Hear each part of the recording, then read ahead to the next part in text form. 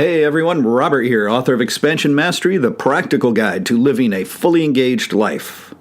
Are you ready to start living life to the fullest? Are you ready and willing to transform yourself and your life from ordinary to extraordinary?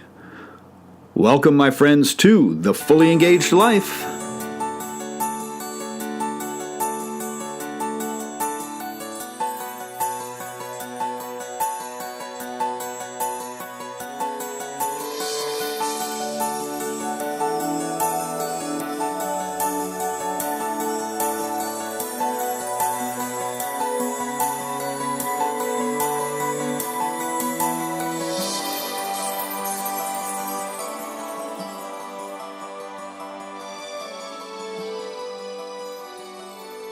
Welcome back to the show, everyone.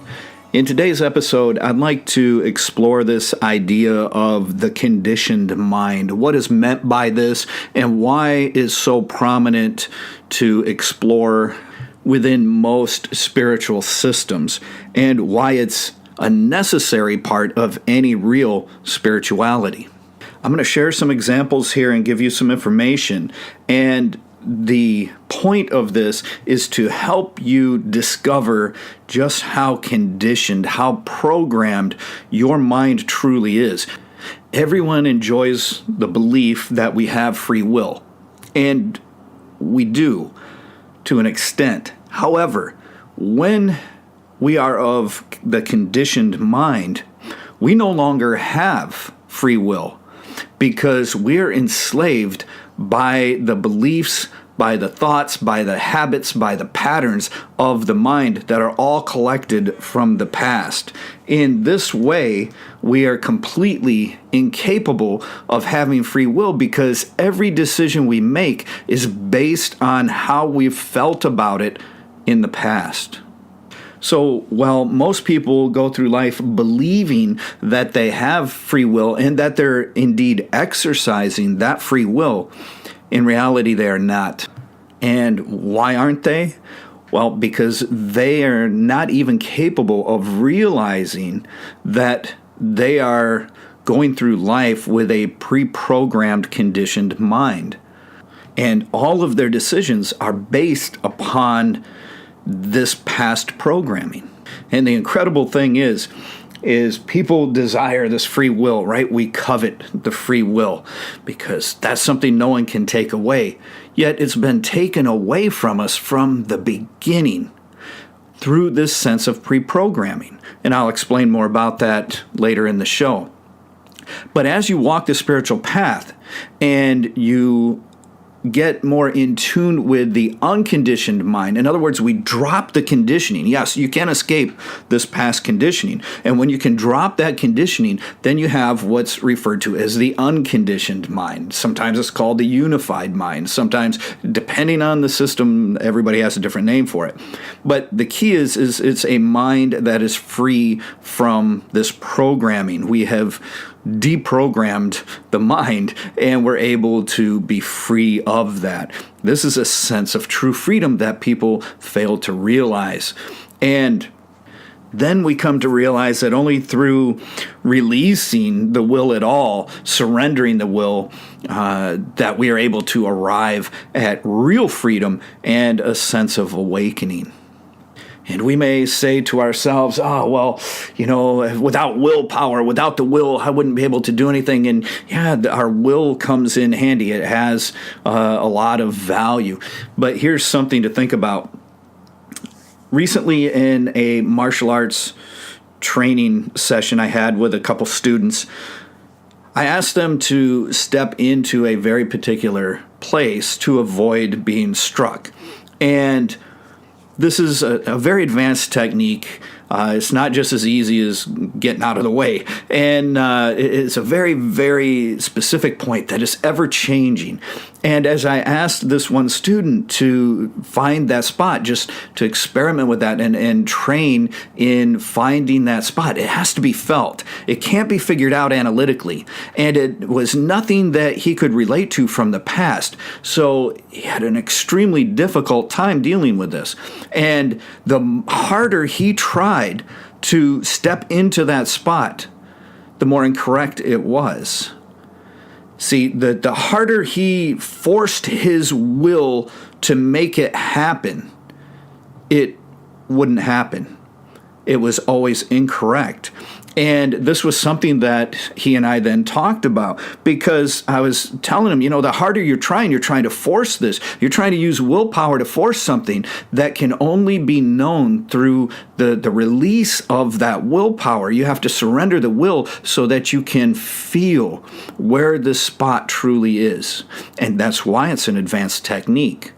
And this is one way that our will, our desire to force an outcome, can get in our way and can inhibit us from not only developing mindfulness, but certainly from becoming awakened.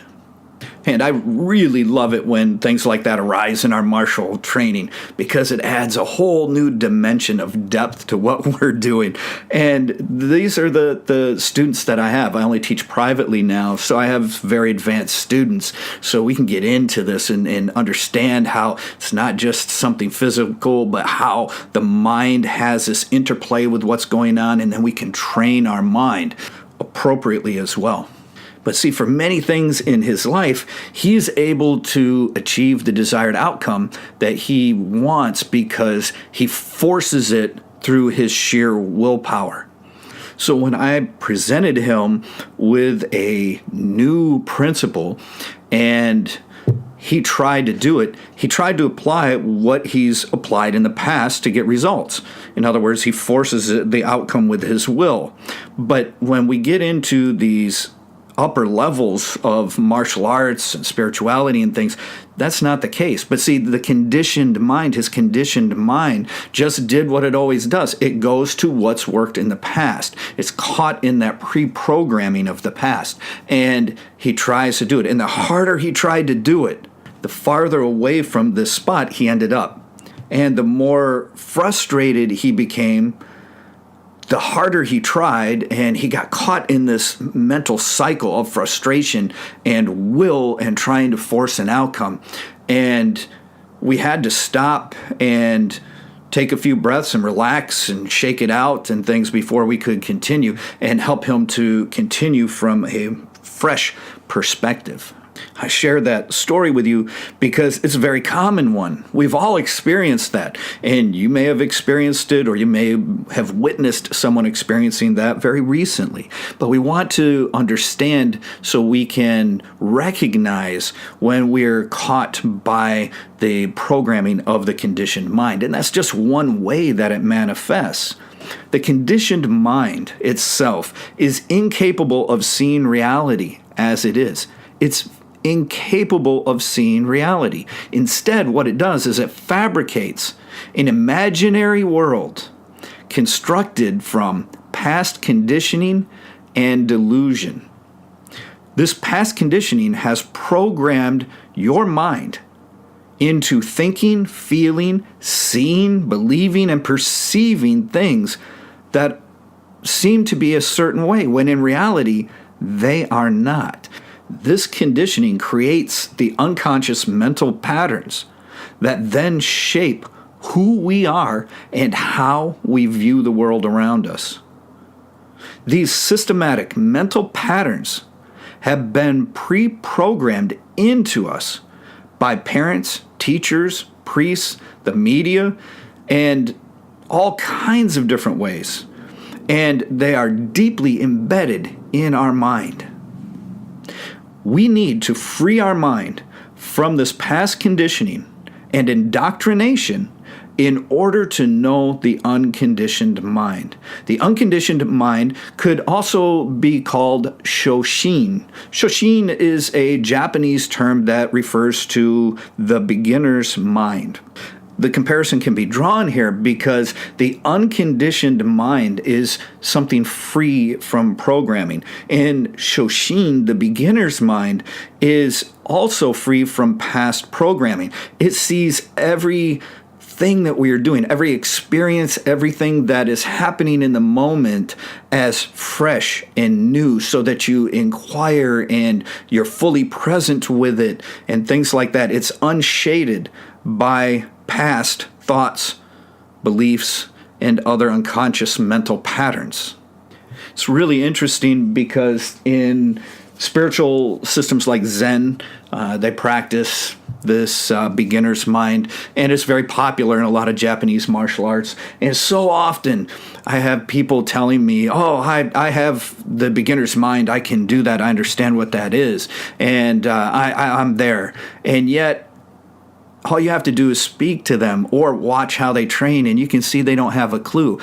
What happens is that they believe that they have this, and one of the reasons why they believe that they're able to understand it is because of the word beginner, because no one's ego can tolerate being a beginner. They want to be a master. When they look in a mirror, they see a master, not a beginner, right? So this is very conflicting to their ego.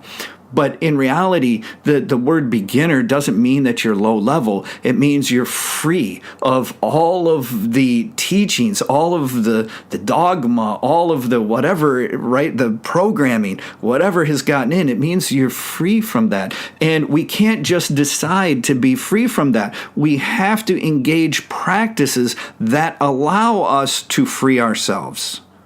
This is extremely important to understand. So we can see how this happens similarly between the spiritual systems as well as some martial arts schools. So let's expand on this for just a second. So in many martial arts schools, there is a spiritual shelf, just like there are in spiritual systems, right? They'll have a spiritual shelf connected to the wall. One of the things that sits on this shelf is a small round mirror, usually on an ornate little stand. This little mirror is called a kagami in Japanese, and it's there to remind us that our mind is like a mirror. The significance of this mirror is vitally important. The symbolism is this: the mirror reflects simply what is, as it is. It reflects everything exactly as it is. The reflection itself is free of delusion. It is simply truth. And it's usually explained to us this way, that in the beginning, the mirror is covered in dust and soot. This is representative of the conditioned mind. You have all of that conditioning overlaid so that the mirror cannot reflect clearly, accurately. And as we train ourselves, as we engage in spiritual practices or martial practices with spiritual overtones, whatever it is, but as we engage these practices, we start to polish that mirror. Slowly but surely, we brush away the top layer of dust, the second layer of soot, and we get down to all of the film that's covering the mirror that makes it look very hazy. And we put the polish on there, and we keep polishing that mirror until it shines brightly, clearly, and we can see an honest reflection within that mirror. This is one form of symbolism for the spiritual path. So the whole idea is this: it doesn't matter what we think in our mind, how we've deluded ourselves, or what programming has been put into us. The mirror is going to show us the truth of what is. And if you think about it, the mirror has been an important symbol in spiritual practices throughout every culture for thousands of years. We can see that there's a direct conflict between the truth of what is being reflected in a mirror and what our mind has created as a perception. So oftentimes our perception is very skewed from what actually is in reality. So the mirror reflects reality, the truth, in the present moment. See, the mirror can't reflect the past or the future. What we see in the mirror is the moment. It is this present moment, the here and now. This mirror also reminds us not to believe everything we think. Every time we look at the shelf and we see this mirror, it serves as a reminder not to fall for all of the rhetoric that's going through our head, not to fall for the tricks of the ego, to understand that we are engaged in these practices to attain a sense of clarity and the ability to see reality and truth instead of the version of reality that we create that has been contaminated by our faulty perception. And through the practices, we come to realize that it is the ego that is at the core of all of our discontent. Because it is the ego that desires reality to be something other than it is, so it will make it up in order to satisfy itself. And in so doing, this creates a sense of disconnection between what we are thinking and what is actually being reflected in the mirror. So as we polish ourselves, we are polishing the mirror. Now, if we return to that mirror, the mirror in a grander sense symbolizes the sincere, pure heart mind of the universe or divine. This is something called magakoro. Okay, so I've discussed this in my book a little bit as well. This speaks to how we in the divine are one and the same, so that when we look in the mirror, what is reflected back to us is the divine, that we are a part of it. It is within us. Actually, we've never been separated from it in the first place. It's all an illusion. But this mirror then is also letting us know that we may be capable of fooling ourselves, which we are in our own mind, but we cannot fool the divine, because the divine is as it is. And that's why the mirror sits up there. It's kind of like the eye of God or the eye of the universe, where we can look into that and see reality. That eye only sees reality. Therefore, the reflection in that eye is going to be reality itself. Neat thing to consider the next time you find yourself in the bathroom primping. So this conditioned mind is the programming that we've received. That's why we go through life in the sleepwalking state, because we're merely on autopilot, in this programming just keeps playing over and over again. And we believe that it's something new every time. We believe that we are making these choices. In reality, we are not. We're doing nothing more than riding this mental merry-go-round while we're sound asleep. So in spirituality, one of the things that we're striving for is to attain the unconditioned mind. That mind which is not contaminated by faulty perception or unconscious mental patterns of rampant unconscious mental content.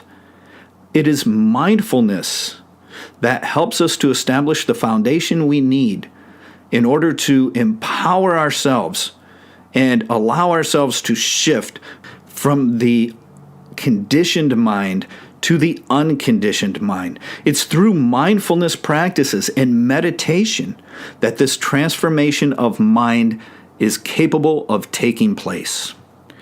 It is not capable of happening through sitting under a tree, relaxing, coloring in a coloring book, and drinking a cup of coffee. It is not able to happen through sheer willpower and trying to force our will upon it. The true path is to engage the practices. Here's another interesting case study, if you will.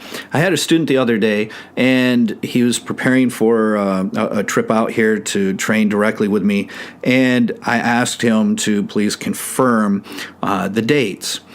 And he got back to me and he said, I thought about this for a while because I thought I had confirmed those dates with you. And then when I went back and looked at things, I realized that I hadn't. He then took the opportunity to sit and contemplate this through self-reflection. And what he was telling me was that This seems to be a mental pattern of his, where in his mind, everything is finalized in regards to things like this. But then drawing upon several other occasions in the past where the same type of confusion took place, or maybe not even confusion, just lack of clarity for both parties involved, it all came back to the fact that in his mind, he has a certain pattern that convinces him that everything is finalized, but that actually hasn't taken place outside of his mind for anyone else. And this observation is then allowing him to work on diffusing this particular mental pattern. So if he were to trace that back, what he would find is that there was some sort of pre-programming going on that is causing this disconnection between his mind, within his own mind and reality. There's a disconnection there, right, between what's going on with him and everyone else in the outside world.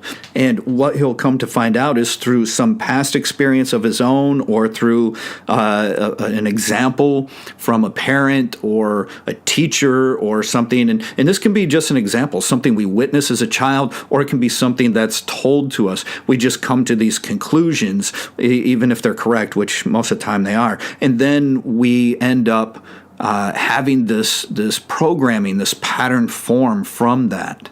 But this is a form of conditioning of the mind. This is a form of the conditioned mind. Here's another great example. My wife and I talk a lot about this because we have a lot of people, a lot of friends that we talk with, and they go on vacation and things.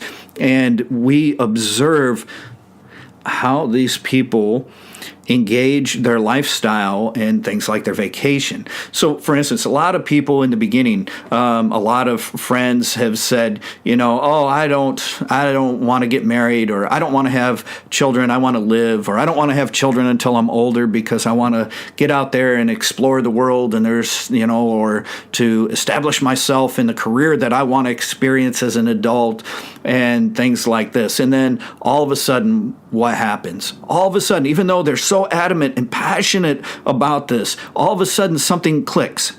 Just like that, something clicks, and all of a sudden, they have to get married, and then they have to have children, and then they're walking around and they're going, my dreams are gone. Everything I wanted to do is gone. Why?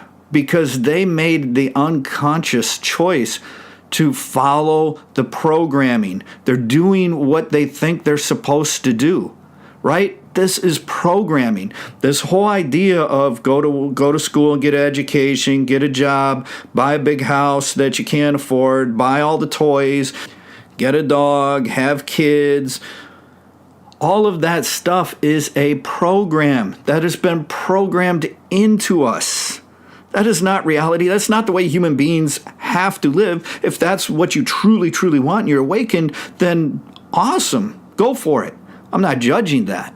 I'm just making the observation that we know several people that have done that, and then they have nothing but regret. And I can say this because I did the same type of thing. I entered into a life that I knew I didn't want, and I knew I didn't want it at the time, but yet I still went with the programming. The programming was so strong that it overrode what I really wanted to do. And in my case, my own personal opinion, it was a programming of doing the right thing, being responsible, and doing what everyone would look favorably upon. Because that was programming that was put into me very, very heavily by everybody. All my parents, my grandparents, teachers, everybody stressed that. So I tried to live that way. And it resulted in a life of unhappiness. Why? Because I was of the conditioned mind. The conditioned mind is not a state where we can attain happiness.